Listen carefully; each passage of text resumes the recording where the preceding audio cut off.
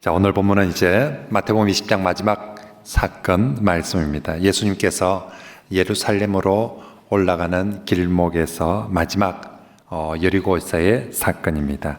이 사건이 지나고 나면 다음 주부터 보게 되는 21장부터는 이제 드디어 예루살렘에 입성하셔서 예수님의 마지막 예루살렘 일주일이거든요. 입성하시고 십자가에 못 박여 죽으시기까지 그 마지막 일주일이 21장부터 시작됩니다. 자, 그러면 이 예루살렘으로 향하는 이제 이 마지막 사건, 예루살렘을 향하는 길에서의 마지막 사건으로 어떤 사건이 나올까요? 지금 여리고에 예수님만 있는 게 아닙니다. 지금 6월절 일주일 전이거든요. 그래서 수많은 순례객들이 예루살렘에 가기 위해서 지금 이 여리고에 집결하고 있습니다. 그래서 수백 명이 함께 있고 수천 명이 함께 있습니다. 자, 여기서 마지막 사건으로 무슨 사건을 행하며 더 멋지게 될까요? 만약에 거기서 그 많은 사람들 앞에서 죽은 사람을 살린다든지 아니면 오병이의 기적처럼 그 많은 사람들에게 예수님께서 보리떡이나 물고기를 먹이신다며 예수 이름은 더 높아지고 아마도 그 여리고에서부터 예수 하면서 예루살렘 입성하며 애들 말로는 게임 끝이죠. 완전히 그러며 분위기가 최고가 될 것 같습니다. 그런데 예수님은 이 마지막 장면, 마지막 사건에서 어떤 특별한 기적이나 쇼를 베풀지 않습니다. 예수님은 예루살렘으로 오르는 길에서 마지막 사건으로 참된 제자를 찾습니다.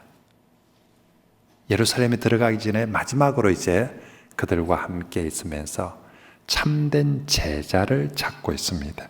그동안 마태복음 19장 20장은 예루살렘으로 오르는 길에서 예수님께서 세상의 가치관과는 다른 천국의 가치관, 하나님 나라의 가치관을 계속 설교하고 가르쳤습니다. 자, 그런데 예수님이 이렇게 열심히 가르쳤는데 과연 사람들은 예수님의 이 가르침에 순종해서 정말 이 말씀을 따르는 제자가 나올 것인가? 듣기는 좋았습니다. 그래서 아멘도 했습니다. 그런데 정말 그 말씀대로 따르는 그런 제자가 있을 것인가? 아니면 말은 좋은데 그래도 나는 남들처럼 세상 사람들 그처럼 살겠습니다. 설교는 좋은데 그렇게 내가 따르고 살기는 좀 힘듭니다. 이렇게 할 것인가?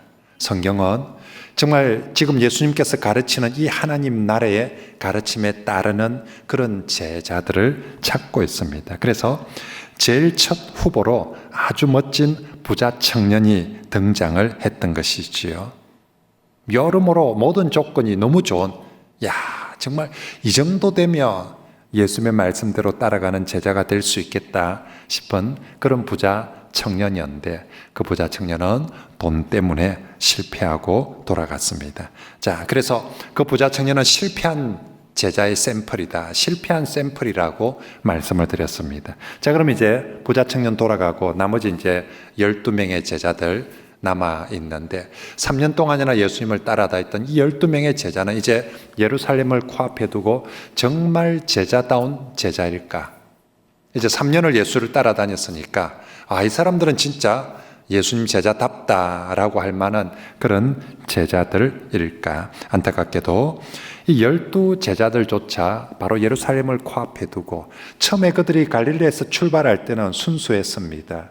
예수 운동, 하나님 나라 운동에 함께 하고자 그런 마음이었는데 자꾸만 예루살렘에 가까이 오면 올수록 깃발 꽂을 생각에 대권이 정말 눈앞에 보인다 싶으니까 이 제자들조차도 예수 그리스도와 그 하나님 나라보다는 그들이 받을 보상, 그들이 받을 세상적인 지위 이런 것들이 훨씬 더 중요하게 여겨지고 그러다 보니까 그게 마음속에서만 숨어 있는 것이 아니라 표출되어져 나와서 자기들끼리 서로 싸우고 다투고 그런 면에서는 예수님 보시기에 아직도 부족한 투성입니다.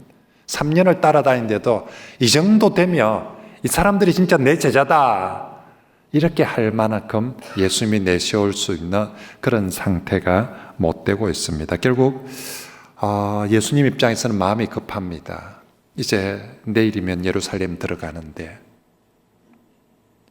예루살렘 들어가면 이제 십자가의 길을 가야 되는데, 아직도 내 주변에 정말 이런 제자, 정말 참된 제자, 그런 제자가 되도록 아직까지 제대로 없는 상황입니다. 그런데 그런 상태에서 예수께서 무겁게 발걸음을 옮기고 있는 바로 그 상황에서 오늘 본문에 드디어 주님이 원하시는 바로 그 제자를 찾은 것입니다. 오늘 본문은 겉으로는 여리고에서 맹인을 치유하신 사건처럼 보이지만 실제로는 참된 제자를 찾는 이야기입니다. 34절 말씀을 같이 한번 읽어봅니다. 시작. 예수께서 불쌍히 여기사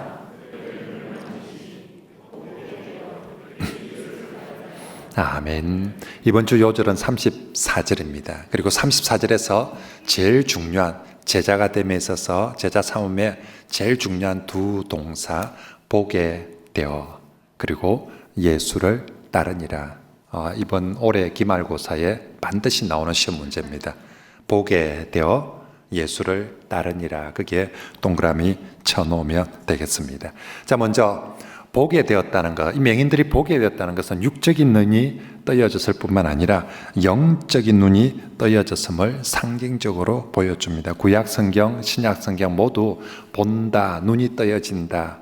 이건 대부분 육적인 의미보다 영적인 의미가 훨씬 더 많습니다. 특히 복음서, 예수님과 관련되어진 복음서에서 눈 뜨는 사건들은 대부분 영적 사건과 결부되어져 있습니다. 여러분, 구약 성경이든 신약 성경이든 많은 기적이 나옵니다. 선지자들이 일으키는 기적도 있고요. 신약에 오면 예수님이 사도들이 일으키는 많은 기적들인데 그 수많은 기적들 중에 죽은 사람도 살리는 이야기도 있고요. 우리가 잘 알고 있는 홍해를 가르는 이야기도 있고요. 그런데 그 많은 기적들 중에 맹인의 눈을 뜨게 하는 기적은 오직 예수님만 행하십니다. 이건 주 예수님께서 빛 대신 그리스도이시거든요. 그래서 창세기에도 흑암 가운데 온통 흑암밖에 없는 그곳에 하나님께서 빛을 창조하십니다. 그래서 흑암 속에서 빛을 주시는 분은 오직 하나님이십니다. 신약에 와서 요한복음 1장에 똑같이 세상에 비추는 흑암의 어둠 속에 있는 세상에 비추는 참 빛이 있었으니 이 빛이 곧 예수 그리스도이십니다. 그분은 우리에게 참빛을 주셔서 그것에 대한 상징적인 사건으로 맹인들의 눈을 육의 눈을 뜨게 할 뿐만 아니라 진정한 빛을 비추어서 영의 눈을 뜨게 해주시는 분 예수 그리스도입니다. 그런 의미에서 오늘 본문의 맹인들은 단순히 육적인 눈이 떠여지는 것이 아니라 영적인 눈이 떠여지는 사람들, 그래서 제자가 되어진 사람들이고, 반면에 이 12 제자들은 아직도 육의 눈은 떠여져 있는데 영의 눈이 떠여지지 못한 영적 맹인이라고 할 수 있습니다. 왜냐하면 예수님께서 그토록 하나님 나라에 대해서 가르쳐 준데도 불구하고 아직도 제대로 보지도 못하고 깨닫지도 못하고 그들 눈에는 여전히 세상의 보상과 지위만 보이는 거예요. 아직도 그들은 세상의 보상과 지위를 더 마음속에 추구하고 진짜 보아야 될 것을 보지 못하니까, 그래서 똑같은 이야기들을 기록하는 마가복음에는 예수님께서 제자들을 향해서 아직도 깨닫지 못하느냐, 아직도 보지 못하느냐라고 안타깝게 책망하시는 장면이 바로 이 장면입니다. 어쩌면 이 모습이 오늘 우리 교회를 다니고 있는 우리들에게도 비슷한 모습일 수 있습니다. 우리도 교회를 참 오래 다녔습니다. 제자들은 3년을 예수를 따라다녔는데 우리도 3년 이상 교회를 다니고 예수를 믿노라고 하면서도 아직도 주님에 대해서, 하나님 나라에 대해서 제대로 깨닫지도 못하고 보지도 못하는 사람들이 많습니다. 영적 맹인. 세상 물정을 보는 눈은 띄어가지고 어디 가면 돈이 되겠다, 이번에 대통령 누가 되겠다, 정치를 보는 눈, 그리고 무슨 문제를 치면 공부에 합격하겠다, 뭐 시험, 이렇게 다른 눈들은 나이가 들수록 지혜로워져서 눈이 떠여지는데 예수를 그렇게 오래 믿고 다니는데도 불구하고 예수님에 대해서 눈이 떠여지지 못하고 하나님 나라에 대해서 눈이 떠여지지 못한, 신앙의 세계를 제대로 보지 못하는 그런 사람들이 영적 맹인으로서 많이 있는 것이지요. 그러므로 성도 여러분, 우리가 오늘 말씀을 통하여서 먼저 우리가 여러분들의 영적 눈이 떠여지기를 진심으로 축복합니다. 참된 제자는 교회당을 열심히 왔다 갔다 하는 사람이, 그죠? 예수님 옆에 열심히 쫄쫄쫄쫄 있는 사람이, 그런 사람이 참된 제자가 아니라 정말로 이 세상의 눈이 떠여지는, 돈의 눈이 떠여지는 사람이 아니라 영적인 눈이 떠여진 사람이 참된 제자가 될 줄 믿습니다. 그래서 주님을 주님으로 볼 줄 알아야 돼요. 우리가 예수를 얼마나 오래 믿습니까? 그런데 눈을 감으며 주님이 보여야 되지 않겠습니까? 그리고 그분의 말씀하심이 뭔지, 우리가 부부도 오래 살고 가족이 오래 같이 이렇게 일을 하다 보면 턱하면 척하고 깨닫습니다. 말귀를 알아듣습니다.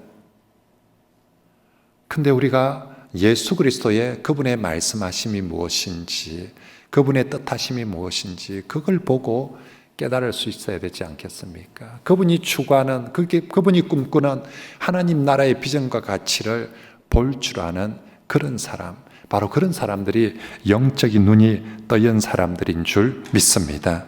부디 2020년에 우리가 1월달 새해를 출발하면서 우리가 올해 어떤 모습으로 신앙생활을 할까? 부디 우리 성도들이 예수님에 대해서 눈이 떠여지고 예수님을 딴 것보다 예수님을 밝히 보니까 딴 얘기는 모르지만 예수님에 대해서 얘기하라며 자기가 보이는 대로 자기 눈에 예수님이 보이거든요. 예수님이 그려지거든요. 내가 직접 안 가봐도 딱 앉아서 일머리가 있는 사람, 직접 안 해도 딱 앉아서 눈만 감으면 일을 어떻게 해야 될지 쫙 보입니다. 그려집니다. 성도는 정말 예수님에 대해서 눈이 떠여지고 예수님을 밝히 보고 하나님 나라를 밝히 보는 그런 성도들이 다 되시길 진심으로 축복합니다. 자, 이렇게 먼저는 영의 눈이 떠서 보여야 됩니다. 그리고 예수님을 밝히 보고 나서는 예수님을 따르는 사람, 보고서 참 좋네 하고 돌아가 버리는 사람이 아니라 그 정말 예수님을 밝히 보는 그 예수 그리스도를 따르는 제자가 되시길 바랍니다. 오늘 본문에서 제일 중요한 표현이 34절에 예수를 따르니라. 그래서 오늘 설교 제목도 예수를 따르니라. 옛날 성경에는 예수를 쫓으니라 라고 그렇게 되어 있는데요, 이거 그냥 쉽게 쓰는 표현이 아니라 예수님의 제자가 되었다는 아주 전문 용어입니다. 아무한테나 아무런 상황에 이 표현을 쓰는 것이 아니라 정말 예수님의 제자가 되었을 때 쓰는 표현이 바로 저 예수를 따르니라 라는 말씀입니다. 그리고 오늘 이 예수를 따르니라는 말씀은 마태복음 9장에서요, 세리마태가 예수님을 따랐다라는 표현 이후로 처음 등장하는 표현입니다. 마태복음 9장부터 20장까지 시간이, 세월이 많이 흘렀습니다. 마태복음 9장부터 20장까지 사건도 많이 있었습니다. 마태복음 9장부터 20장까지 많은 사람들이 예수를 만나고 예수께 오고 치유받고 은혜받고, 그래서 팬도 많이 생기고 무리도 많이 생겼습니다. 그런데 마태복음 9장부터 20장까지 오는 동안 단 한 명도 예수를 따르니라 라는 이 표현이 나오는 사람이 없습니다. 마태복음 9장 이전에는 처음에 마태복음 4장부터 예수께서 12제자를 부르실 때 베드로도 안드로도 야고보도 요한도 예수를 따르니라, 예수를 따르니라는 표현들이 계속 나옵니다.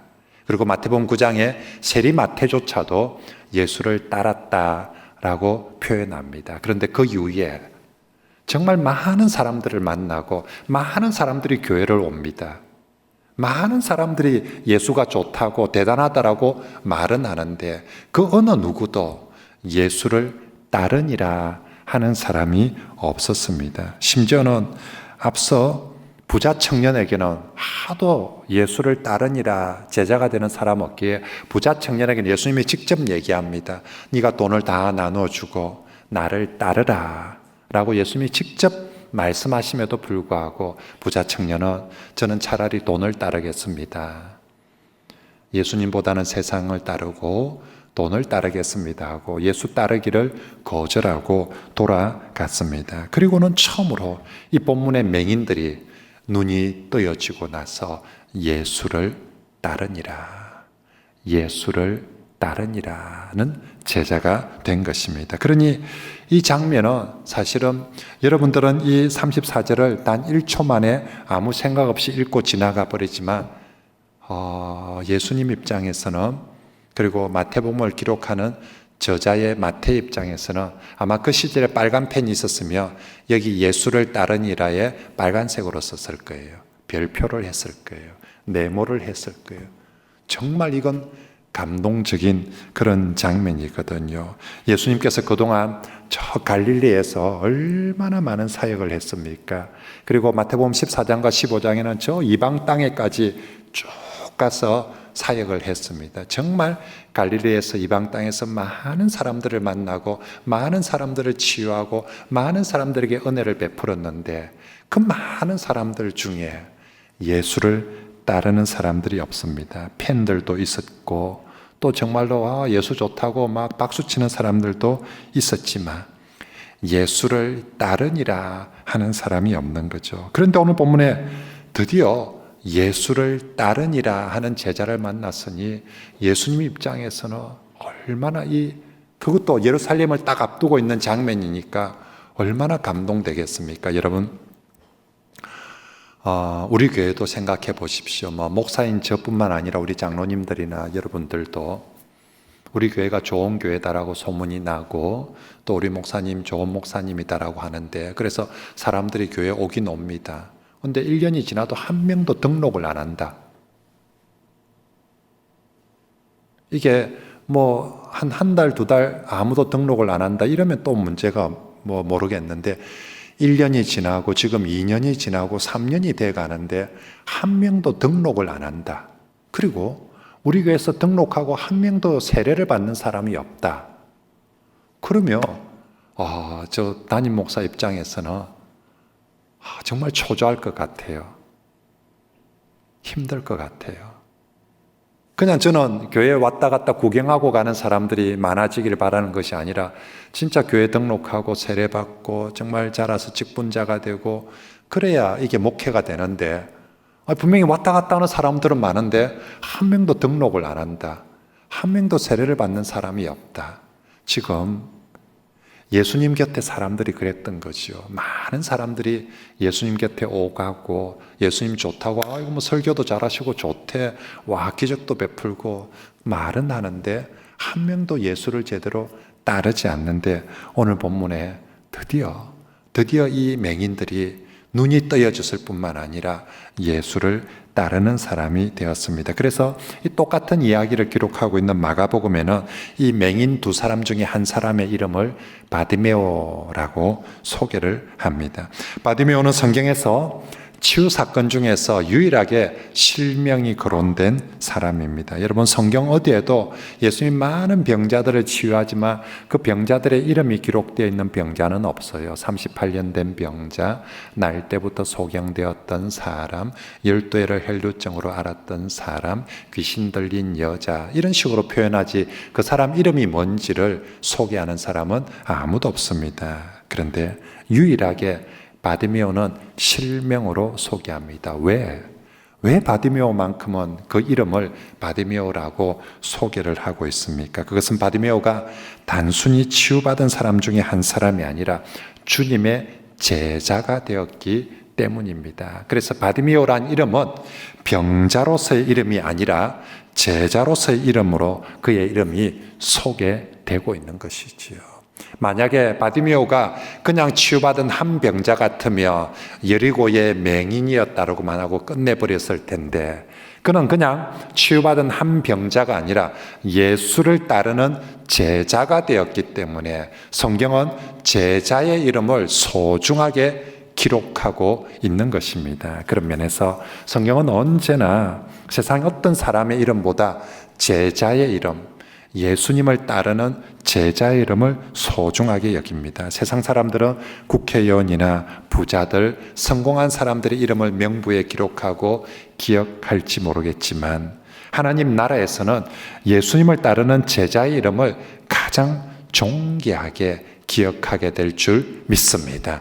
훗날 우리가 천국에 가서 우리의 구원의 이름이 기록되어 있는 생명책이 있다면 틀림없이 우리가 정말 예수를 잘 믿고 따르는 예수의 제자들의 이름이 오늘 성경에서처럼 기록되어져 있는 것이지요. 그러므로 성도 여러분, 우리가 정말로 세상적으로 이름을 날리는 사람에 대한 그 욕심을 가지기보다 나 정말 성공해서 내 이름 석자 한번 진짜 이 땅에 남겨놓겠다.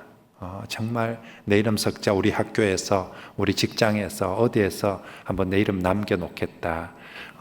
그러지 마시고요. 세상에서 그 이름을 남기는 것보다 하나님 나라에서 제자로서 여러분들의 이름이 꼭 새겨지길 바랍니다. 주님은 오늘도 교회에서 누가 찐팬인지, 나를 얼마나 좋아하는, 진짜 좋아하는 찐팬이다, 아니면 정말 나를 좋아하는 그런 무리들이다, 이런 팬이나 무리를 찾지 않습니다. 지금까지도 팬이나 무리는 많았습니다. 예수님은 그 숫자도 안 셉니다. 오늘 우리 교회에 팬이 몇 명이나 왔는지 한번 보자고. 3부 예배에 예수를 좋아하는 팬들이 얼마나 왔는지 숫자도 안 셉니다. 예수님은 팬이 수천 명, 수만 명 오는 것이 원하는 것이 아니라 이곳에서 단 한 명이라도 주님을 따르는 바로 그 제자를 찾으시는 줄 믿습니다. 그러므로 사랑하는 성도 여러분, 우리 2022년도에는 우리가 여전히 지난해도 교회를 다니고 올해도 교회를 다니지만 올해는 우리가 그냥 교회 다니는 무리, 팬이 아니라 정말 예수님이 찾는 제자, 예수님을 따르는 제자들이 다 되시길 바랍니다. 우리 옆에 사람들에게 그렇게 한번 축복하고 인사합시다. 세상을 따르는 제자가 되지 말고 예수님을 따르는 제자가 됩시다 라고 그렇게 한번 인사합시다. 시작.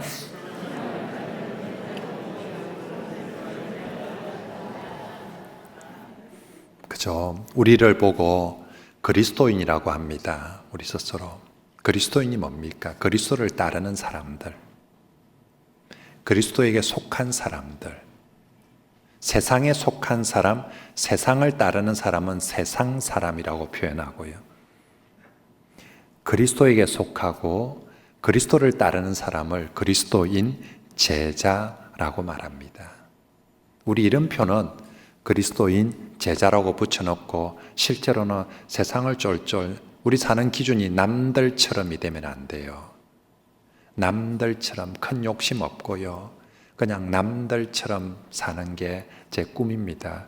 우린 그렇게 살면 안 돼요. 남들처럼이 아니라 우린 그리스도처럼, 그리스도를 따라서 살아가는 그런 성도들, 제자들이 되시길 바랍니다.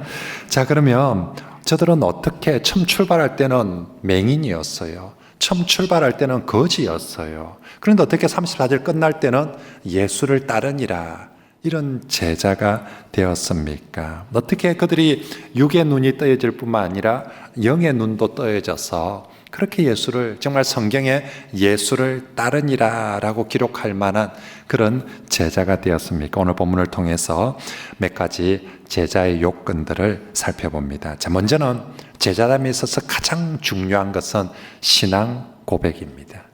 우리 30절 말씀을 같이 읽습니다. 시작. 맹인 두 사람이 길가에 앉았다가 주여 우리를 불쌍히 여기소서 다윗의 자손이여 하니. 아멘. 여러분 30절 그리고 31절에 맹인들이 계속 예수님을 뭐라고 부릅니까? 다윗의 자손이여. 다윗의 자손은 당시 유대인들이 메시아에 대해서 가장 강력하게 부르는 호칭입니다. 누군가가 메시아를 부른다면 뭐라고 부를까? 랍비여, 선생님이여, 아니면 주인님이여, 메시아다라고 믿는 이를 향해서 가장 강력하게 부르는 이름은 다윗의 자손이요. 그래서 마태복음도 예수님을 소개할 때 예수님에 대해서 가장 강력하게 소개해주고 싶은 이름 중에 하나가 다윗의 자손입니다. 그래서 마태복음 책 제목도 마태복음 1장 1절에 보면 다윗의 자손 예수 그리스도. 여러분, 우리가 가진 성경의 한글 성경에는 보면 아브라함과 다윗의 자손 예수 그리스도의 계보다 이렇게 한글 성경이 되는데, 헬라 원문에는 보면 저 아브라함보다 다윗의 자손이 먼저 적혀 있어요. 그래서 좀 번역에 조금 아쉬움이 남는데, 우린 충분히 사실은 한편으로 이해가 됩니다. 우리나라는 순서를 얘기하면 항상 아브라함이 더 연세가 많고 먼저니까 아브라함과 다윗의 자손 예수 그리스도 이렇게 우리 성경은 소개하는데, 저자는 분명히 유대인들도 아브라함이 나이도 많고 먼저란 건 모르지 않거든요. 근데 마태복음 저자는 아브라함이 아니라 다윗의 자손 예수 그리스도를 훨씬 더 먼저, 더 중요하게 소개하고 싶기 때문에 성경을 기록하면서 다윗의 자손 예수 그리스도라고 소개합니다. 그래서 다음 주 본문은 21장은 예수님이 예루살렘 입성하거든요. 그때 순례객들이 종려나무 가지를 흔들면서 예수님을 뭐라고 부릅니까? 호산나 다윗의 자손이여 라고 그렇게 부릅니다. 바로 그 정말 귀한 다윗의 자손이라는 신앙 고백을 누가 먼저 하느냐? 예루살렘 들어가기 전에 누가 한다고요? 바로 이 맹인들이 지금 하고 있습니다. 그런 면에서 있죠. 맹인들은 아직까지 이 육의 눈이 떠여지지 않은 상태입니다. 그런데 저들은 육의 눈은 떠여지지 않지만 이미 영의 눈이 떠여졌어요. 마가복음에 보면 예수님이 지나갈 때 사람들이 나사렛 예수가 지나가신다라고 얘기했습니다. 근데 이 소경들은, 이 맹인들은 나사렛 예수라고 부르지 않고 메시아에 대한 가장 강력한 신앙 고백인 다윗의 자손이여 라고 부르는 거죠. 아직 육은 떠여지지 않았지만 이미 영의 눈이 떠여져서 예수님께 가장 합당한 신앙 고백을 하고 있는 것입니다. 마태복음 16장에 베드로가 신앙 고백을 했습니다. 주는 그리스도시요 살아계신 하나님의 아들입니다. 예수님에 대한 가장 중요한 두 가지 신앙 고백의 이름, 하나는 하나님의 아들 예수 그리스도, 하나는 다윗의 자손 예수 그리스도인데, 베드로가 하나님의 아들 예수 그리스도에 대한 신앙 고백을 한 이후 가장 강력한 신앙 고백이 바로 이 맹인들이 예수 그리스도를 향해서 다윗의 자손 예수여 라고 그렇게 신앙 고백하는 것입니다. 돈 많은 부자 청년은 자신의 돈 때문에 주님께 이런 신앙 고백을 할 수가 없었습니다. 자기에게는 돈이 더 중요했거든요. 돈이 나의 주 나의 하나님이지 예수가 나의 주 나의 하나님이 아니었거든요. 그래서 부자 청년은 돈 때문에 이런 신앙 고백을 할 수 없었지만, 저들은 겉모습은 맹인이고 거지였지만 저들의 영의 눈이 떠여져서 예수님이 듣고 싶은 가장 중요한 신앙 고백적인 이름 다윗의 자손을 하였기에 주님이 찾는 바로 그 제자가 되었던 것입니다. 예수님은 돈 많은 사람을 찾는 게 아니었어요. 예수님은 더 능력 많은 사람을 찾는 것이 아니라, 더 뛰어난 사람을 찾는 것이 아니라 진짜 주님께 이런 신앙 고백을 하는 사람을 찾아서 제자로 삼으신 줄 믿습니다. 그러므로 저와 여러분들이 올 한 해 정말 우리가 예수를 믿는 팬으로 그냥 따르는 믿는 그냥 팬이나 구경꾼이나 무리가 아니라 정말 나도 제대로 된 제자가 되기를 원한다며 오늘 본문의 이 맹인들처럼 정말로 예수님을 예수님답게 믿고 예수님께 진심의 신앙 고백을 하는 성도들이 되시길 바랍니다. 예수께서 여기 있는 수많은 사람들 중에 한 사람 뽑으라며 제자 될 만한 사람 누가 되겠습니까? 돈 순으로 뽑지 않습니다. 능력 많은 사람 순으로 뽑지 않습니다. 지혜 순으로 뽑지 않습니다. 그런 건 예수님께 다 있어요. 그런 건 이미 예수님께 충분히 있습니다. 오늘 예수님이 한 사람을 뽑는다면 이 맹인들처럼 정말 다윗의 자손이여라고 진실로 신앙 고백을 하는 바로 그 사람을 찾으시고 뽑으시고 제자 삼으실 줄 믿습니다. 여러분, 우리 인생이 특히 우리 그리스도인들에게 내 인생 또 내 삶 그리고 나의 됨됨이가 어떻게 결정되느냐 하면 내가 예수님께 어떤 태도를 보이는가에 따라서 내 인생이 결정됩니다. 내가 얼마나 좋은 집안에 태어났는가, 내가 얼마나 공부를 잘하는가, 내가 얼마나 능력이 있는가에 따라서 내 인생이 결정되는 것이 아니라 내가 예수님을 어떻게 대하는가. 내가 예수님을, 부자 청년은 모든 조건을 다 좋은 걸 가지고 있었습니다. 근데 그 부자 청년은 예수님을 가장 존귀하게 여기고 대하지 못했어요. 자기가 가진 돈보다 예수님을 더 존귀하게 대하지 못했어요. 그래서 실패했어요. 이 거지들은, 이 맹인들은 아무것도 가진 것 없었지만, 아무것도 내세운 거 없었지만 예수님을 가장 존귀하게 대했어요.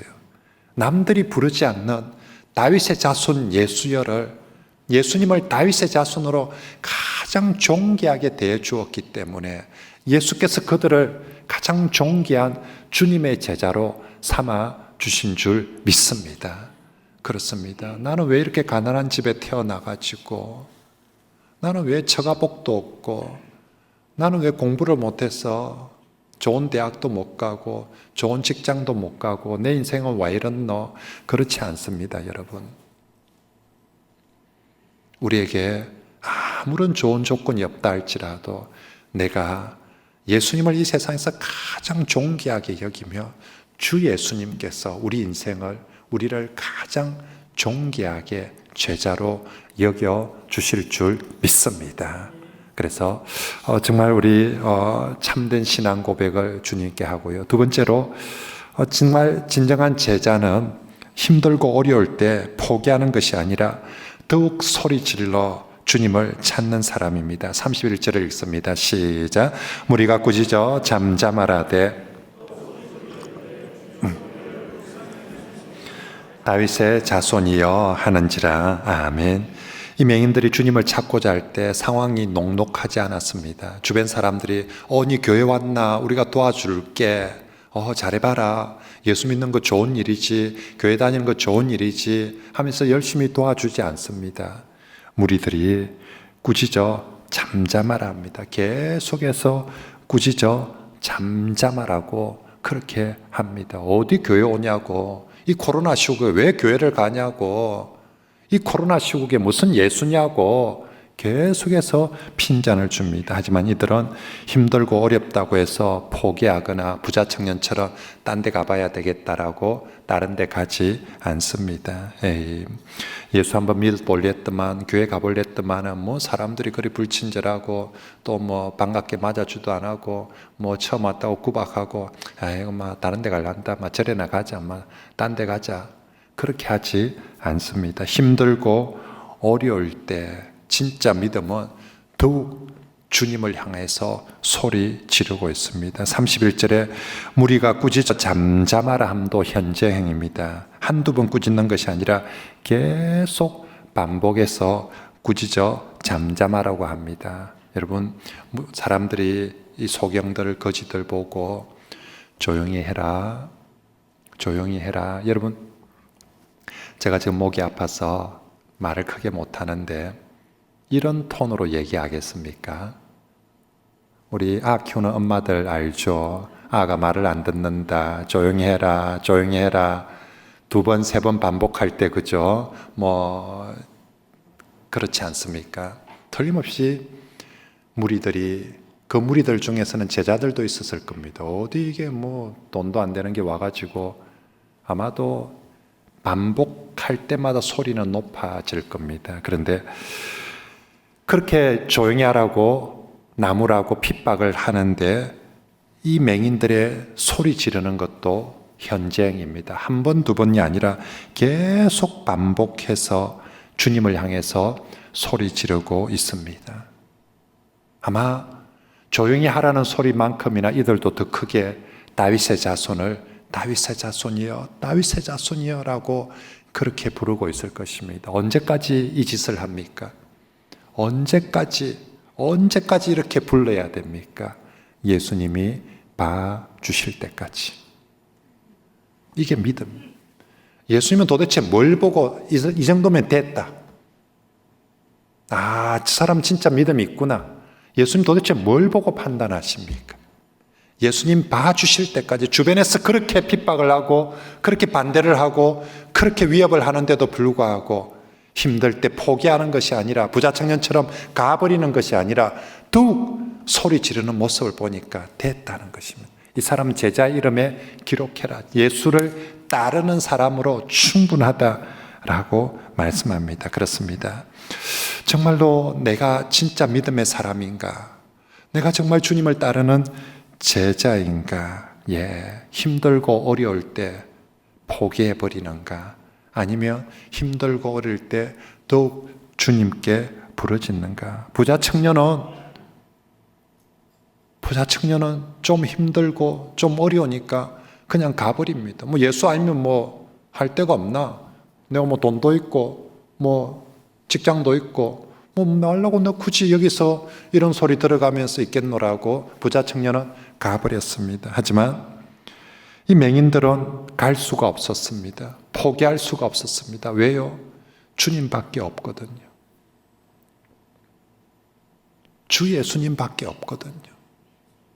그래서 딴 데 갈 수 없고 포기할 수 없어서 오직 주 예수여 다윗의 자손이여 라고 부르고 있습니다.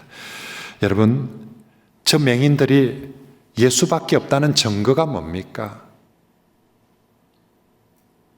내가 정말로 예수밖에 없습니다 하는 그 증거가 힘들 때 더욱 소리 지르는 것입니다. 그 부자 청년은 예수 말고도 뭐가 있어요. 그러니까 힘들면 딴 데 가는 거예요. 여러분에게 정말 예수밖에 없습니다. 그 증거는 그 사람이 정말 힘들고 어려울 때 우리가 있죠. 사람들은 자기가 뭘 믿는지 어디 찾아가서 두드리는지 보면 압니다. 처갓집 믿는 사람은 힘들면 처갓집 찾아가고요. 저아버지 믿는 사람은 힘들면 저아버지한테 가서 예배하고, 또 사장님 믿는 사람, 직장 믿는 사람은 힘들면 직장에 가서 녹화하고, 다 사람들은 자기 믿는 구석에 찾아가서 기대고 두드리거든요. 근데 이 맹인들은 예수님밖에 없어요. 그리고 예수님밖에 없다는 표시를 어떻게 냅니까? 예수님이 봐줄 때까지 부르는 거예요. 예수님이 봐주실 때까지 소리 지르면서 그 주님을 떠나지 않는 것입니다. 사랑하는 성도 여러분, 누가 진짜 주님이 찾는 제자가 될 수 있습니까? 예수님 입장에서 볼 때 내 말고도 딴 데 찾아갈 때 많은 사람을 내가 왜 주님의 제자로 삼고 그들과 함께 하겠습니까? 이는 좀 아쉽거나 안 좋으면 또 딴 데 갔긴데, 다른 교회 갔긴데 우리 주님이 정말로 주님의 제자 삼고 함께하는 사람, 나 아니면 갈 데가 없는 사람, 힘들 때 주님께 더 부르짖는 사람, 이러면 됐다라고. 틀림없이 이제 예수님은 예루살렘에 올라가면 그때부터는 다 힘든 순간이거든요. 그때 힘들다고 다 도망가 버리면 누가 남겠습니까? 그때도 예수를 부르는 그 사람이 바로 주님이 찾는 제자가 되는 것입니다. 그러므로 성도 여러분, 이 안에 우리가 정말로 주님의 제자로 살기를 원한다면 어려울수록 더욱 예수님, 오직 예수님을 찾고 부르는 그런 성도들이 되시길 바랍니다. 제가 한 번씩 설교 준비를 하면서 제가 원고를 쓰면서 제 스스로 제가 쓴 원고에 스스로 감동하는 경우가 한두 번 있거든요. 제가 이제 성경을 보면서도 사실 오늘 본문도 이 예수를 따르니라 하는 이 표현들을 보면서 어떻게 이렇게 했을까 감동이 되는데, 저는 또 한 번씩 제 설교 원고 쓰면서 내가 어떻게 이렇게 표현할 수 있을까, 그런 것 중에 하나가 오늘 이 말 표현입니다. 어려울수록 더욱 예수, 오직 예수. 한번 따라할까요? 더욱 예수님, 오직 예수님. 내가 진짜 예수님을 믿는다. 내가 정말 주님의 제자다라는 표가 어려울 때 더욱 예수, 오직 예수 하는 사람이 진짜 예수님의 제자인 줄 믿습니다. 우리가 어려우면 입에서 어렵다 어렵다 말은 많이 합니다. 힘들다, 못 살겠다, 죽겠다 소리 많이 합니다. 그건 그리스도인 아니라도 세상 사람도 그리 합니다. 우리 어려울 때, 남들은 다 어렵다 죽겠다 할 때 우리는 뭐 하자고요? 더욱 예수, 오직 예수 하는 게 그게 그리스도인이고 그게 주님의 제자들인 줄 믿습니다. 우리가 정말 가난한 심령으로 주 예수여 나를 불쌍히 여기소서, 다윗의 자손이여 나를 불쌍히 여기소서라고 소리 지르며 우리 주님께서 반드시 긍휼을 베풀어 주시고 긍휼을 베풀어 주실 뿐만 아니라 그렇게 소리 지르는 우리를 향해서 됐다, 이 정도면 됐다, 네가 하는 거 보면 됐다라고, 네가 내 제자다라고 우리 주님께서 그렇게 받아주실 줄 믿습니다. 그러므로 2022년 올 한 해 우리 신앙생활하면서 올해는 더 이상 우리가 펜으로 또 무리로 신앙생활하는 것이 아니라 주님의 참된 제자로서 예수님을 따르는 제자들이 다 되시길 바랍니다.